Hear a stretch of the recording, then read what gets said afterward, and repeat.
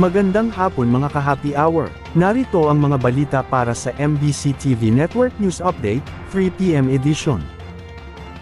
Higit 4 na milyong botante, tatanggalin ng COMELEC sa listahan. Ayon sa COMELEC, i-deactivate ang mga ito dahil hindi nakaboto sa dalawang magkasunod, kawalan ng Filipino citizenship, at hindi lehitimo ang mga dokumento. Ayon kay COMELEC Chairman Attorney George Garcia, 4,239,483 na botante ang tatanggalin na sa opisyal na listahan ng mga botante, sa mga nabanggit na dahilan.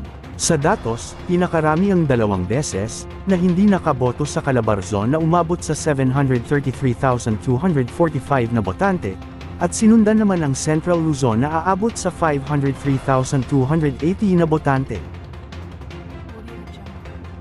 Samantala, umano'y wiretapping, pinaiimbestigahan ni Pangulong Bongbong Marcos.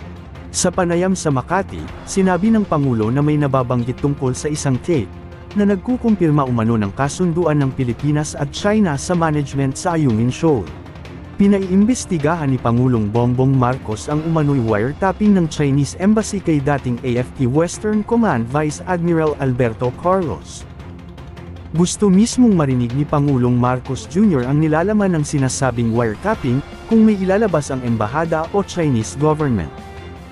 Marami na anyang departamento at ahensya ang nabiktima ng hacking, kaya alam ng lahat ang peligro sa cybersecurity. At yan ang mga balita para sa MBC TV Network News Update, 3 PM edition. Abangan ang mga susunod na balitaan mamaya, para sa 4 PM edition.